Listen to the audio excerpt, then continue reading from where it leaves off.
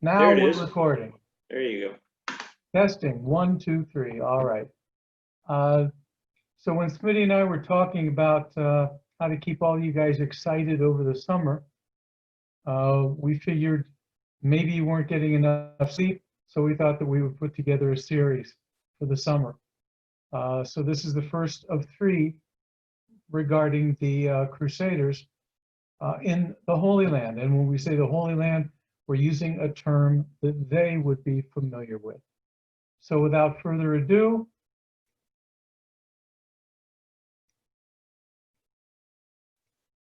we will bring up our program. Are we all good? Can you all see it? Wonderful. Well, you may not have known it, but when you go on Who Wants to Be a Millionaire, the answer is 7. 7 different crusades would be scattered over a couple of centuries as the Crusader West, sanctioned by the Latin Catholic Church, or what we would know as the Roman Catholic Church, would begin a series of military campaigns leaving England, leaving mainland Europe, moving both on land and on sea into the Holy Land to wrest from Muslim control the homeland of Jesus and the birthplace of Christendom.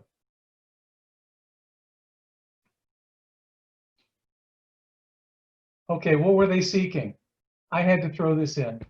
For those of you who remember Monty Python and the Holy Grail, maybe they were seeking the Holy Grail, but the main thing that they wanted to do was to bring about a re-sanctification of the holy city of Jerusalem and to create a Crusader Latin kingdom in the Holy Land once again after close to 1100 years. It would all come about because of the Council of Clermont. And it was held during November of 1095 in France, and it would be up to Pope Urban II to launch this first crusade.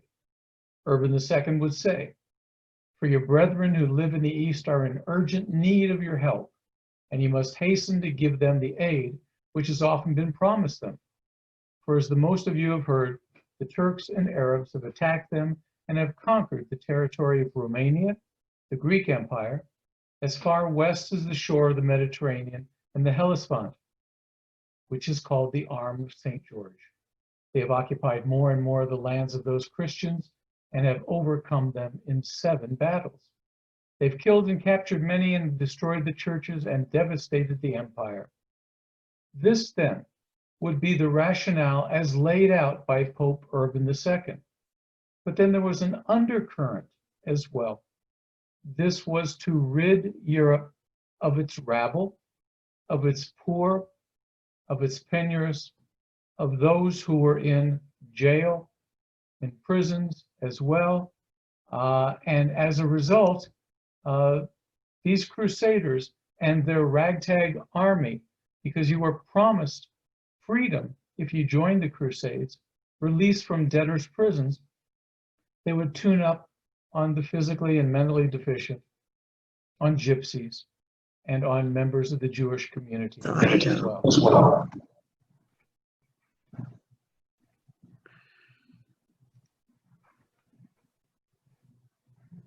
Now this was all triggered through Urban II, but it came because of a plea, a request from the Byzantine Emperor, Alexios I Komnenos.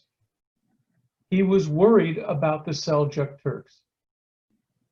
And if you notice, the Seljuk Turks were advancing slowly but surely through Anatolia, what we call Asia Minor, and they were on the outskirts of Constantinople, the capital of the Eastern Kingdom. And it would be this call to Urban II that would help to trigger the crusade. But Urban II also had another motive. In 1054, the Christian community was rent asunder. It's when the Eastern Orthodox Church would break away from its Latin Roman counterpart. And Urban II and Alexios I both wanted to try to make amends. And when Alexios put this plea out, it was also a call for unification. And Urban II saw that this was a great way to begin to heal the schism. The First Crusade then would begin in 1099. Volume down for the other one. It's now softer. Like. And we find then. Can you hear? Can we please put you guys on mute? Okay? Thank you. The two seaports of Akko, called by the Crusaders Acre, and then Caesarea or Caesarea, an earlier Roman city, a Byzantine city, and then a Muslim city that would be occupied and remodeled by the Crusaders. So this week we're looking at Acre and we're looking at Caesarea. Next week we'll be looking at Crusader castles, and then, or excuse me, next month, and then the third of our series will be looking at the capital city of Jerusalem. So here we see Akko, also known as Acre. It's situated on a low promontory at the northern extreme of Haifa Bay, and it would be designated a World Heritage Site in 2001, one of 18 currently in the State of Israel. Now, Akko has been extraordinarily important, and the reason that it's important is because of its natural harbor and facility. It would serve a major role in the very first crusade that you see in the top map, and then in the Seventh Crusade, which was carried out by Louis IX of France, which is the lower map as well. It would be under Islamic rule from the year 638 of this era until it was captured by King Baldwin of Jerusalem during the First Crusade, and this would take place in the year 1104. This was their chief port in all of Palestine. By the time the 1130s roll around, after 2 decades worth of Crusader control and occupation, the population of Akko was around 25,000 people. And the only other community that was just as large was the city of Jerusalem, the capital of the Kingdom of Jerusalem. By 1170, Akko became the main port in the entire Eastern Mediterranean. This would extend all the way south, even to Alexandria in Egypt. And because of the wealth, because of the traffic that went through Akko, the Kingdom of Jerusalem was extraordinarily wealthy. And as a matter of fact, many people actually believed that the Kingdom of Jerusalem was wealthier, was richer than the kingdom in England of Henry II. The archaeological excavations carried out in Akko over the past 3 decades have yielded a wealth of material from the Crusader period of the 12th and 13th centuries, as you can see here. If you notice in the upper left-hand picture, a couple of pieces of ceramic are beautifully glazed, such as the upper left one that appears to have some sort of an eel in green, and the lower center one with a medallion in the bottom of the bowl. These 2 pieces of pottery are Asian in nature, coming from mainland China. So this shows you the extent of the trade routes that ran to the city of Akko and then continued west into Europe. It would be a major commercial hub, as I just mentioned, and part of the reason was because of the very lucrative spice trade that was coming from the east. However, Akko also was an extraordinarily violent community, and it was a turbulent community because the Crusaders weren't as unified as we all think about in the movies, where they all get along happily ever after and they all toast each other with big glasses of mead. Well, each of the Crusader factions, under different princes and kings, in fact, argued with one another constantly. And there were many civil wars as well, taking place in and around the city of Akko.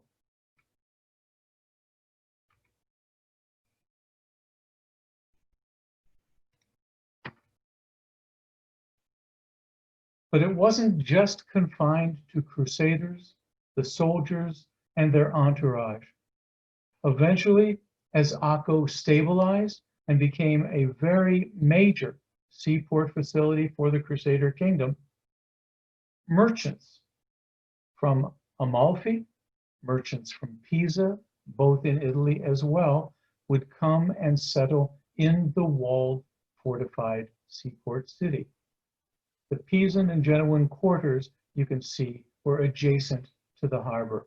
And if you look at box A in the satellite photograph here, that corresponds to the Pisan and Genoan quarters. Today, the footprint of the old city of Akko can still be seen within the confines of old Akko and the Crusader ruins. However, all of this would come to a screeching halt just after a few decades of Crusader occupation, because Akko, and then further to the north, Beirut and Sidon, would surrender to the Sultan Salahuddin in 1187. Salahuddin would win a decisive battle at a location called the Horns of Hittim, which overlooks the Jordan River Valley, not far from the ancient city of Beit Sha'an. This would then open the door to Salahuddin moving all the way to the Mediterranean coast. He also would then swing to the south, lay siege to the city of Jerusalem, and then capture it. He would then besiege the Crusader garrison in Akko. Eventually, Akko, without being able to be resupplied either by land or very rarely by sea, would fall without a fight. And for a couple of years, it would remain under Muslim control.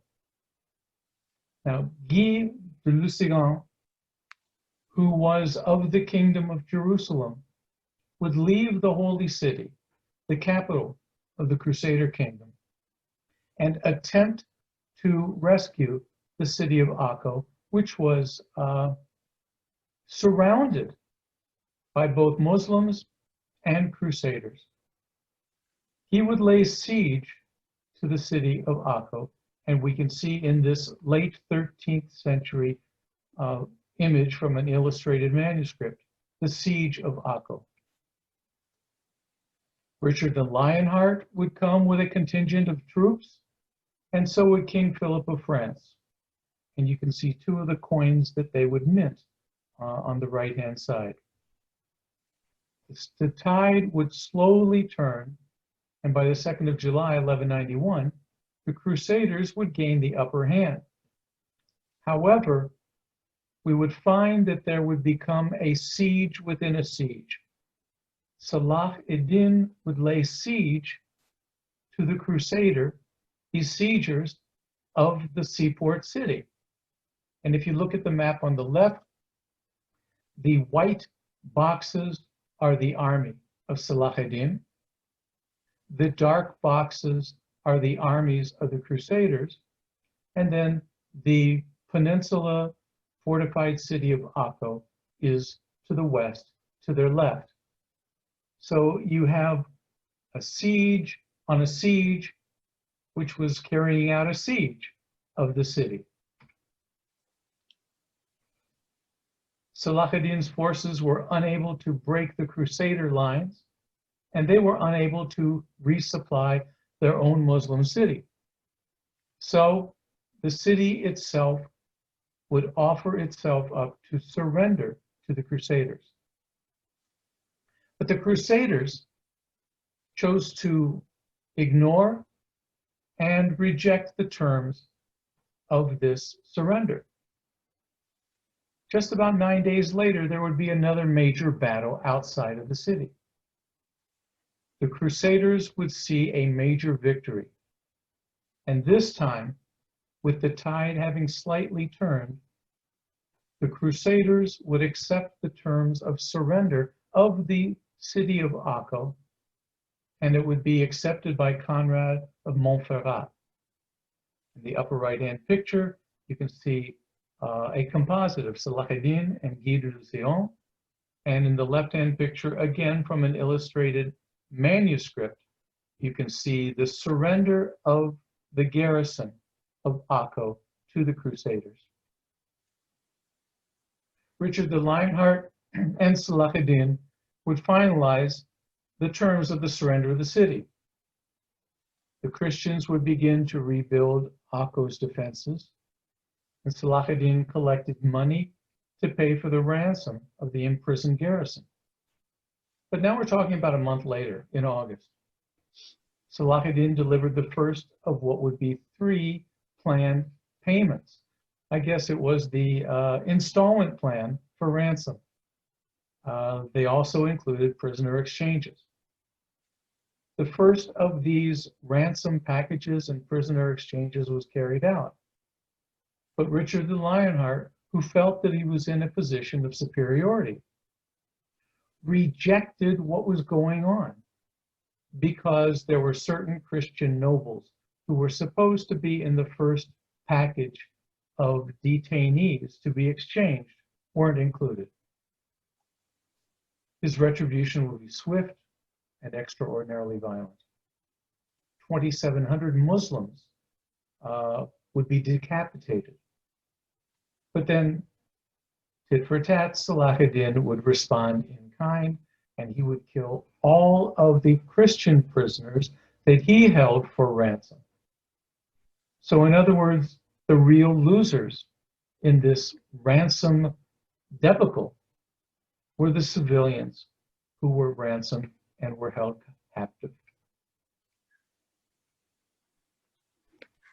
By 1229, the city would once again come under control of the knights, and there would be the Hospitallers who would rename the city Acre for Saint Jean d'Acre, because they thought that it was the city of Ekron, the Philistine city, as recorded to us in the Hebrew Bible. But of course, we know today that Ekron is just about 90 miles to the south. So this was their mistaken identity. The fortress was enhanced, was further solidified and strengthened, and the main entrance into the Crusader fortress was by 2 powerful towers flanking the main gate, and the walls were buttressed to be over 28 feet thick. Other smaller towers then flanked the 2 major towers, and each according to a Knights Templar who was there during the siege of 1291, they were topped, according to his description, by a gilded lion on each of these towers. And this was one of the Crusader descriptions of the city. By the time we come to the end of the 12th and the beginning of the 13th century, the city was expanded because of the increased volume of seafaring traffic and trade. More civilian traders would come, and an entirely new walled district would be created called Montmusard. As you can see here, the original fortress line ran due east and west, right about where it says castle on the plan. But the knights would then expand the city wall to the north-northwest, anchored by a major contingent of Templars, and this would become the brand new neighborhood of Montmoussard. It was surrounded by its own double wall and a secondary palace, a castrum of the Knights Templar, was created in this northern urban area. By the time we reach the beginning of the 13th century, Akko became the largest city in the Crusader kingdom, numbering now about 40,000 people.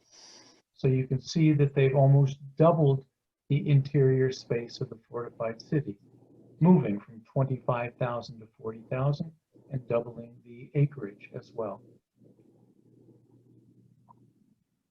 Jerusalem would fall to Muslim rule, and this meant that Akko was now the major Crusader city still in the Holy Land. It became the political and administrative capital of the Latin kingdom at this time. And it was the major foothold that still remained, and it still faced an extraordinarily powerful Muslim threat. It would serve as the main Crusader kingdom's link to Christian Europe in the West, and also for the continued shipment of the valuable cargoes that originated in the East. 1291 would see the final siege by the Mamluks of Egypt, an extraordinarily violent, bloody siege, and it was considered to be the most important battle that would bring about the ringing of the death knell of the Crusader kingdom in the Holy Land. Why did this siege and battle take place? According to one Arab historian writing, there was an affair between a young wife of the city and a Muslim, and this was discovered by the husband, who gathered together his friends to go out from Ptolemais, which was the ancient name of the city of Akko, and would immolate them to take care of his injured honor. And the Muslims are drawn to the spot. Christians come as well, and it becomes an Abu Hatfield and Abu McCoy type situation, where we find both sides then gaining numbers, gaining support, and then this quarrel turns into a major confrontation, and nearly every Muslim in the vicinity was massacred. This would then bring about the ire of the Arab world, and it would be the Mamluk ruler, Sultan al-Ashraf Khalil ibn Qalawun, to attack the city. He would lay siege in April, and the Crusaders would then counterattack, but their counterattack would fail and they would suffer heavily. The Mamluks would undermine the fortifications of the Crusader city. And once again, we see in another vignette from a medieval manuscript, the Muslim tunneling beneath the walls of Akko, if you notice it in the lower right of the image. And this then would cause the walls in that area to collapse. The breach then would be filled with thousands of Muslim soldiers. This would allow al-Ashraf Khalil to storm the city in May, a month later. And it would bring about the absolute final end of the Crusader kingdom in the Holy Land. Later, under the Ottoman Turks, under Selim I, also known as Selim the Grim, the city would be recaptured. So remember, as I said at the beginning, the Crusaders had a lot of infighting. Well, the Muslim world was not homogeneous itself. The notion of Muslim faith as an overreaching unifier simply didn't hold water, because you had Arabs, Arabian Peninsula Arabs, you had coming from Syria, Muslims, you had the Mamluks who were stationed in Egypt, and each of them had their own ethnic and cultural differences. And again, if you have a common enemy, then you tend to form alliances. But once the Crusaders were exiled and were forced to abandon the Holy Land, all of these age-old cultural differences and rivalries in the Muslim world would come to the surface. So the Mamluks would be destroyed when Selim I captured the city in 1517. He would let the city fall into total decay. The only places that would remain intact was a mosque, which is, you see in the upper left photograph with the minaret with the green tile roof, and then the Khan el-Faraj, which was the Khan of the Crusaders, the Franks, in the center and lower left pictures. Because these Khans, these caravanserais, these caravan inns, would continue to serve, after they had been abandoned by the Crusaders, the Muslim leaders of the city of Akko as well. So Akko lost its glimmer. It lost its glory. It lost its sparkle as a gem of the Eastern Mediterranean for nearly 400 years. Today, much of Crusader Akko is underground.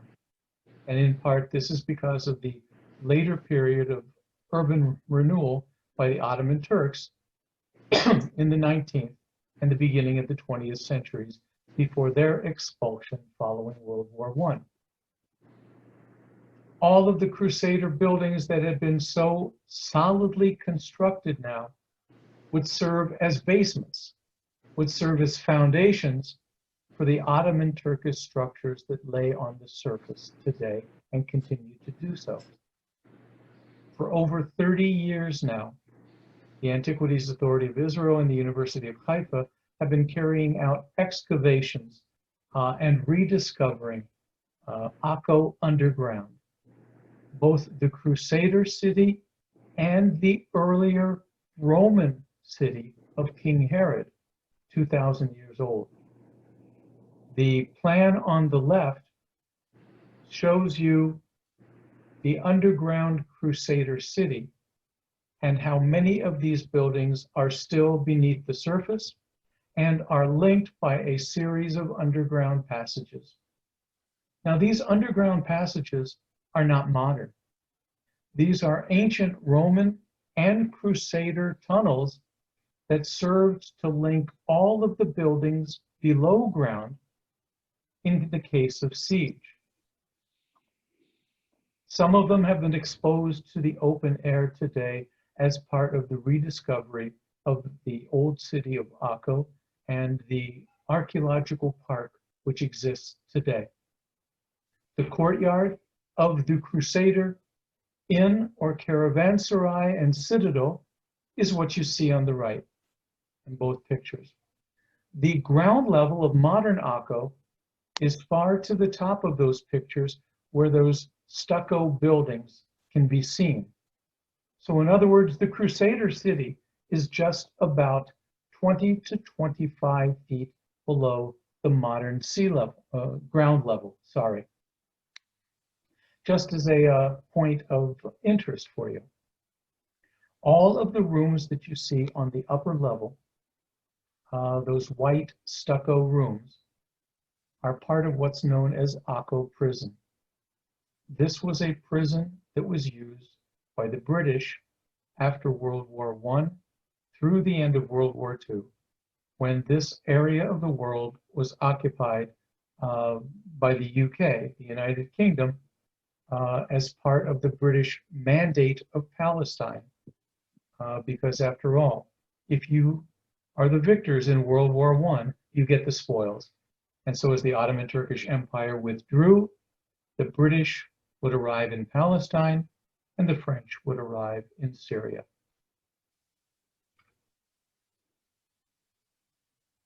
And there's one of the Crusaders himself. Yeah, they look awfully old, but no, I'm just kidding. There's your fearful leader. This was part of a group that I was honored to take to Israel. to show them what we called Israel from the ground down, excavations throughout Israel. And yes, I did bring them all back. The excavations have revealed a complex of Crusader halls that were all built and used primarily by the Hospitallers. And most of those buildings today are in their finest state of preservation along the northern wall of the city. In other words, that new neighborhood that was built by the Hospitallers at the end of the 12th and early 13th century. The complex includes 6 semi-joined halls, a large refectory and dining hall, and the remains of a stunningly beautifully preserved Gothic church. And here you can see these remains, and they are all just about 20 feet below ground. But as you can see, the upper windows, especially in the upper right-hand image, are right at ground level, thus allowing light and air into the Crusader complex. Here you can see the early Roman passages that linked all of the buildings that then would be reused by the Crusaders when they were being laid siege to by the Muslim world. All of the buildings were connected by these passages and tunnels, and all of the lesser buildings were only connected through, I guess what I would call very small openings that were maybe 1.5 feet wide and maybe 1.5 feet in height. Not large enough for a person to get through, but large enough for you to pass food and supplies from one building to the next, so that in case the anchoring buildings would fall to the Muslims, if they were going through these passages, they couldn't have access to the lesser buildings above ground. Think back to, all of the movies, where people go into prisons and stuff, and then the guards, when they're in solitaire, they open that little flap door and they throw in, a TV dinner, right? So they can eat, but you can't go in and out. This was the kind of thing, and this is brilliant. It's 2,000-year-old technology that would be reused 1,000 years later. That then is the seaport of Akko. From there, we move just about 50 miles, about 90 kilometers south of Akko to the ancient Roman and then Crusader fortified harbor facility of Caesarea. It originally was known as Stratos Tower in the 4th century BCE, and then renamed Caesarea Palestinae along the Sharon plain of the Mediterranean. Today, after nearly 3.5 decades of excavation by Drew University, and formerly under the direction of Bob Bull of blessed memory, who passed away a few years ago, and by the University of Haifa and the Caesarea Ancient Harbor Excavation Project, you have this ancient Roman and Crusader seaport city excavated, preserved, restored, in some parts reconstituted, and is part of the national parks of Israel today. The city would become a very major center of early Christianity from the 1st through the 6th centuries of this era. And that then would translate into the Byzantine world of the end of the 4th, 5th, and 6th centuries of this era as well. Around 640, with the Muslim conquest of the Holy Land, Caesarea would fall to the Muslims. And this would take place under the leadership of the Caliph Omar in the year 640. it would be occupied, partially destroyed, and the Byzantine Empire would no longer pose a threat to the Muslims. But the city and the seaport were allowed to languish, and it would lose its importance. On the left, you have one of the earliest maps of the Holy Land after the Muslim conquest.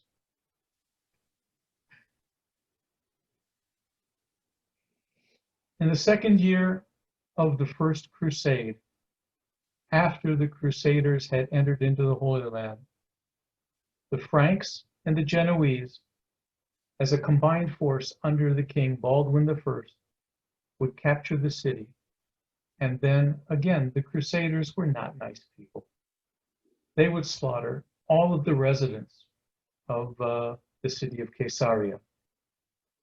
William of Tyre, one of the chroniclers of the First Crusade, would describe the use of the catapults and says that the city was taken after an assault of 15 days of siege. Eventually, the Crusaders would loot and pillage what remained of Caesarea after this conquest. Baldwin would then rebuild the city. And after his rebuilding the city and reconstituting a smaller scale harbor, it would be up to the later king, Louis IX of France, to restore and more fully fortify the city in 1251 and 1252. And on the right, you can see Louis IX. On the left, you can see Baldwin I. A lordship would be created, and one of the 4 archbishoprics in the Holy Land, in the Kingdom of Jerusalem, would be based in the city of Caesarea. Eventually, there will be 36 Latin bishops from 1101 to 1496. And this list of bishops would only be reconstituted and reassembled through ancient documents by papal historians just about 2 centuries ago. The most famous of these bishops of Caesarea at the time, was Heraclius. After his death, the term Latin Bishop of Caesarea became an empty title and no longer had any influence in the machinations of the Latin Empire. And here's where Monty Python comes into play. The legend grew up that the Holy Grail was secreted in the seaport city of Caesarea, in the 1st century. And the lore would continue to grow and expand. By the time the Crusaders got there, they became all fired up over this notion of rediscovering the Holy Grail. Again, the chronicler, William of Tyre, would discover, after the First Crusade wrested control of the city from the Muslims, what he would say, a vessel of the most green color in the shape of a serving dish. And it would be the Genoese troops who found this glass vessel, and they thought that it matched the description of the Holy Grail used as the goblet by Jesus in the Last Supper. It was taken to Genoa, and it was placed as one of the sacred relics in the church of San Lorenzo there. And there you can see that green colored serving dish that apparently doubled in the minds of the Crusaders as the Holy Grail.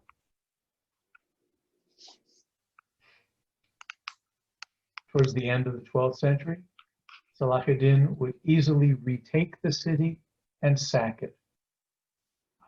But he would only hold on to it for less than a handful of years. The Third Crusade of 1191 would see the recapture of Caesarea by the Europeans, and it was now established as its own small Latin enclave it was called the See of Caesarea until the year 1296. And by the way, there is a coin of Salahuddin in the upper left.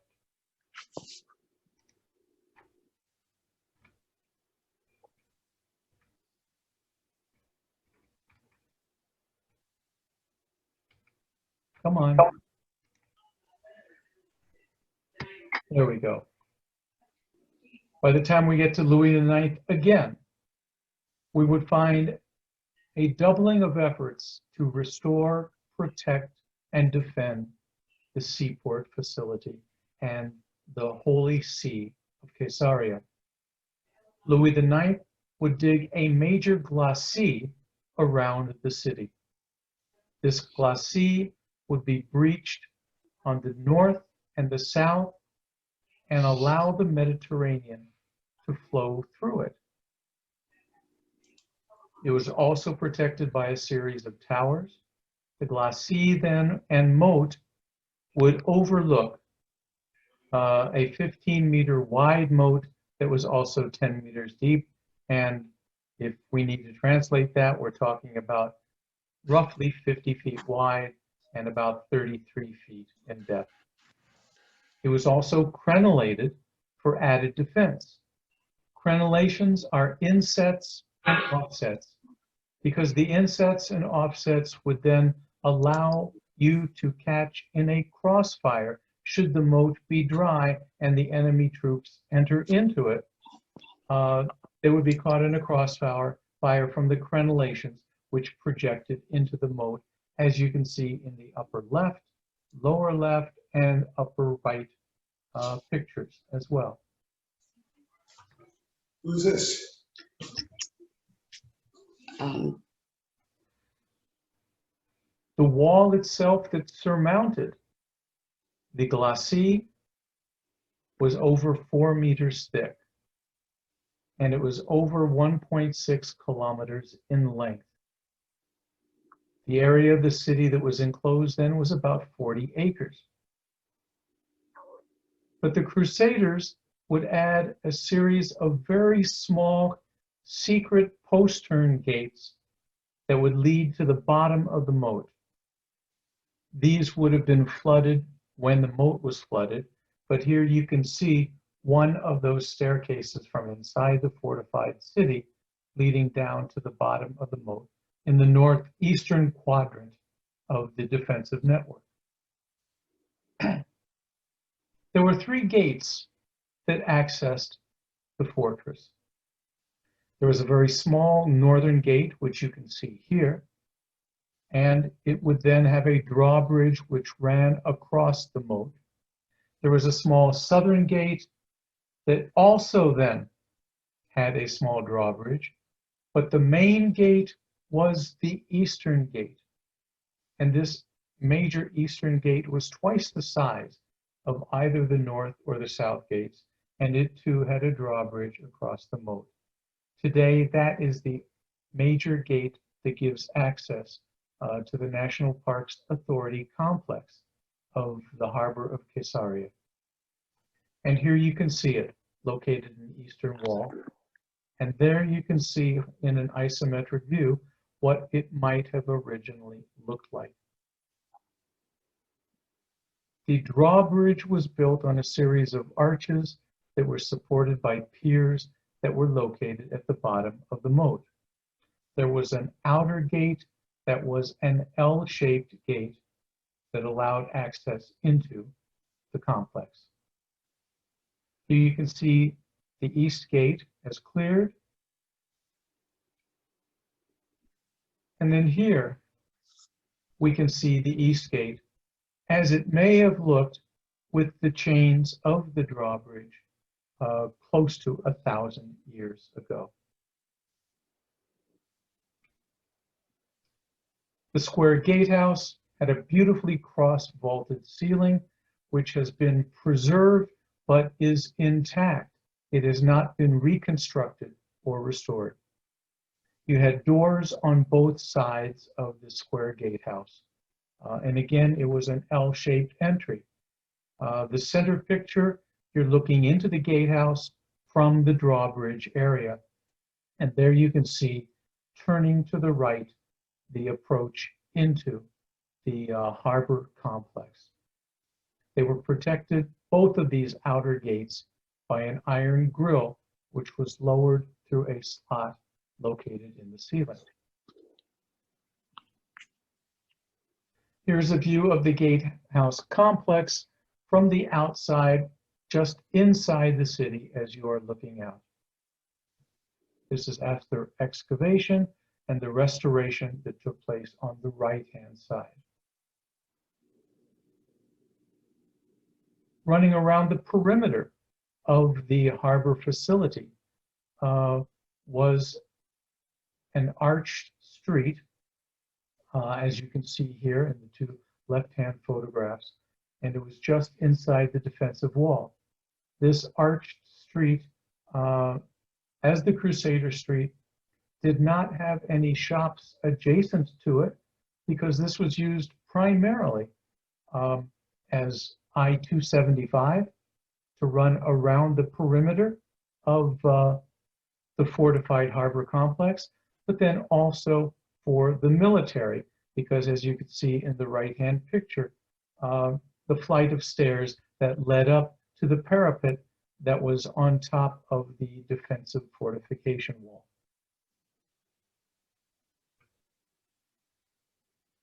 A cathedral called the Cathedral of St. Peter's was discovered, excavated, and cleared in 1998. It is on the southern edge of the podium of the city, the high place, the Acropolis, if you will, as built artificially by King Herod 1,000 years earlier than the Crusades. The cathedral dates to the 12th century, and the apse was added in the 13th century. It measures 55, and that should be by 20 meters, not 2 meters. Sorry.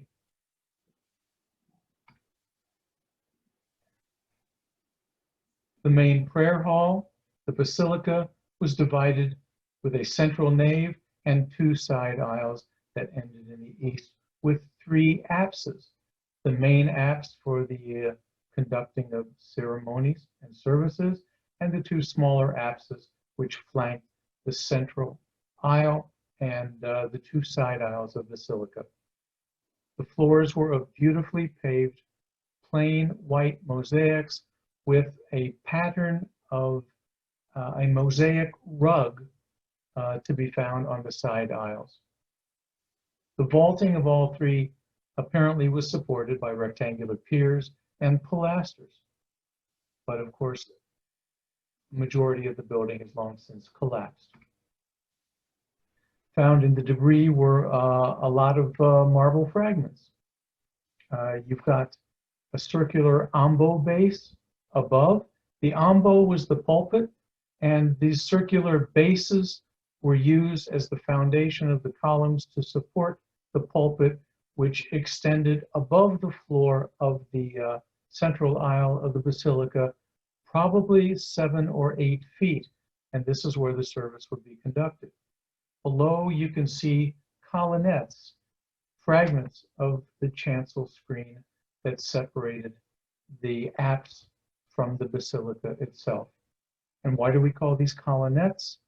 Because they were not large columns that supported the roof, but rather these were only about 6 feet tall and only about 30 centimeters in diameter. So they were decorative for the chancel screen, the marble chancel screen that separated the altar area of the apse from the rest of the basilica. They were not structural. The Crusader harbor at Caesarea was only a shadow of what King Herod's magnificent harbor facility was all about. If you look very carefully on the plan on the right-hand side, you can see in the light gray the arms of the harbor extending to the west, which was King Herod's harbor. The southern arm of that harbor ran 600 meters. The northern arm of that harbor ran 150 meters. The Crusaders, in remodeling, refortifying, and redredging the harbor so that they could utilize it, found that the outer basin, which is called the middle basin by archaeologists, was silted over and filled with debris and was relatively unusable by Crusader ships, except for a very narrowly dredged channel that ran from the Mediterranean. So the Crusaders halved the size of the harbor facility from that of King Herod 1,000 years earlier. And you can see the inner basin, which is what exists basically today at Caesarea, which is the Crusader harbor. You can see the southern arm, which is only a shadow of the previous glory of the southern arm. It only runs about 200 meters. The northern arm, badly fragmented, only runs about 100 meters to create the opening. But the opening, again, is at the northwest quadrant of the harbor facility. And in the lower left picture, you can see the remnants of the Crusader harbor today, which is part of the National Parks Authority of Israel.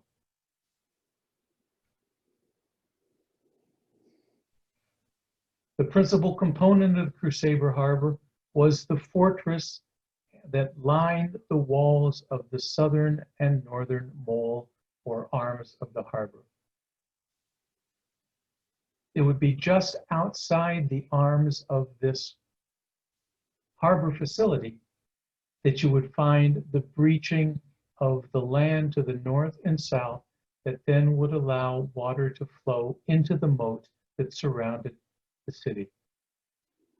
Archaeologists also discovered that the Crusaders created a series of flushing channels that were designed to dry out the moat at the northern and southern ends, just to the north and south of the two arms of the harbor. This would allow them to carry out maintenance and to restore the defenses if necessary, because it was really tough to do that if you were under a few feet of water. This then is an aerial view looking to the east of the Crusader harbor facility and the ancient city of Caesarea during the period of the Crusaders, as it looks today. If you notice, even after 30 years of archaeological research by the National Parks Authority and the University of Haifa and the American co-sponsors, you can see that the entire northern end of the Crusader city pretty much is still unexcavated. It's just out there waiting for archaeological research to continue. What the archaeologists would do is to trace the lines of the defensive network and the defensive walls running to the north on the eastern wall, and then discovering the moat and the northern enclosure wall, which is on the left-hand side of this photograph. And then they would trace those. So those have been excavated and cleared. But as you can see then, nearly half of the interior of the city is still out there and waiting for us. So if anybody wants to get their hands dirty, I'm not sure if they're excavating this year, but this could be your opportunity. And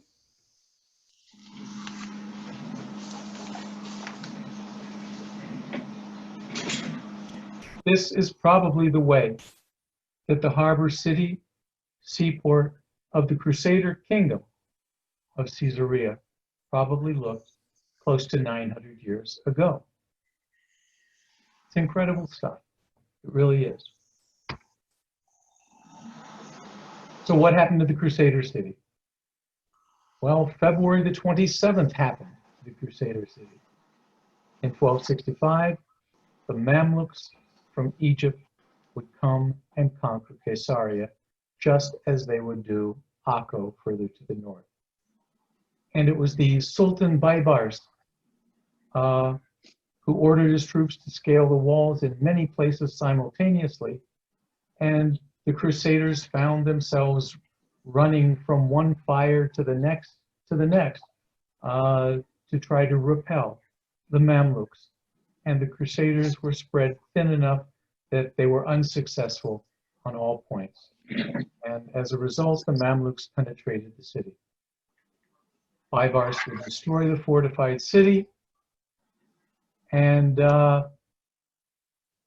then they would do the same that they did to other Crusader coastal enclaves, destroying the fortifications so that should the Crusaders ever come back, which they really didn't, they would have to undergo a complete process of rebuilding and restoration of the defenses. So those then are the two Crusader cities of Akko and Caesarea. Two of the strongholds that would last for a couple of centuries and would be the last to survive even after the capital city of the Kingdom of Jerusalem would fall. The Crusaders would maintain a presence until 1291, when they would be expelled finally, soundly, by Arab armies. This is our first installment. We'll be looking at Crusader fortresses next month. And these Crusader fortresses then are fortresses that ringed the Crusader Kingdom of Jerusalem, but they were not urban centers. Obviously, they were not seaports. They were not trading centers. They were simply designed to solidify the defenses of the Crusader Kingdom. These two would fall one by one with the onslaught of the Arab armies, first under Salah ad-Din, and then later, a century or so later, by the Mamluk Baybars. But we're also going to look at something else. We're going to look at a couple of Crusader castles, but we're also going to be looking at an anti-Crusader castle, a castle that was built by the Arabs to defend themselves against the Crusaders. And that's a fascinating look at both sides of the coin of the defensive networks of what would be known as the Crusader Holy Land of the 12th, 13th centuries of this era. So what do you think, Smitty? I think it's fantastic. I have a question though. On this map you're showing here, are all those Crusader castles? No. Those are Crusader castles and Crusader outposts, community. Because after a crusade was considered to be successful, many of the Crusaders would be given land as part of their compensation.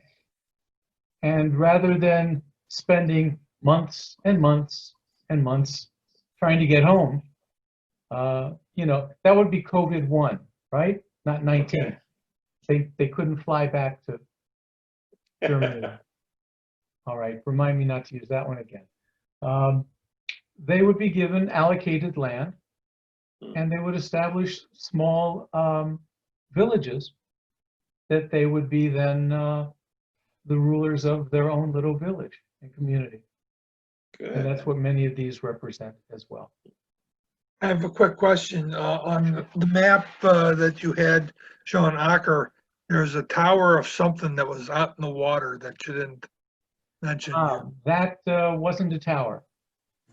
that was the end of the arm of the harbor of Akko. The remaining seawall that connected it has collapsed into the Mediterranean, and only that tower-like portion at the end remains. And they preserve that today.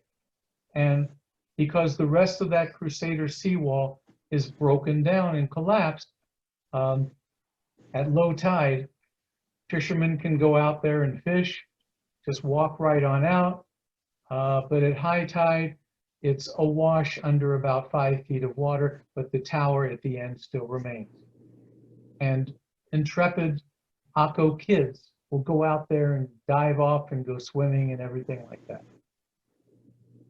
One of the things that I remember from Akko was when you were looking at that courtyard and how you were showing the street levels where it is today. Right. And I remember our guide, it was either you or the gentleman that was with us, was saying that the excavation actually cleared out that entire area because it used to be a parade ground level with the current city. Correct, correct. That's pretty impressive. If That's you a lot of recall, digging. as I said, that line of buildings at the top, the whitewashed buildings, were the prison that the British forces used after they arrested both Jewish and Arab Palestinians who were both fighting against British occupation. The Akko prison, okay, we're a movie generation. Remember Exodus with Paul Newman? Yes. Well, trust me, none of the Jewish Palestinians had blue eyes like that. But anyway, I digress. This was the prison that Ari Ben Canaan, the character that Paul Newman played, was imprisoned in and then got broken out of in the movie. Wow. This is where there were nearly 900 Jewish and Arab Palestinian prisoners kept incarcerated over the period between 1945 and 1947, when the British eventually withdrew. But that was the parade ground, the exercise ground for the prisoners. And the Israeli archaeologists then excavated the courtyard, which was then right over the courtyard of the Crusader citadel. Amazing. Anybody else have any questions? Anybody have any answers, and I'll question them? Well, thank you, Steve, for everything that you've done. I hope everybody joins us on the 15th of July. There'll be a flyer sent out. It'll be on the webpage as well. And Steve, thank you very much. Appreciate it. If anybody wants to mention it to anybody else, the recording will be on the website within a couple, 2 or 3 days, because we're recording this as well. Thank you, Steve. Any parting words? Be zooming you. Thank you very much. We'll talk to you later. All Bye-bye. right. Thank you. Bye-bye.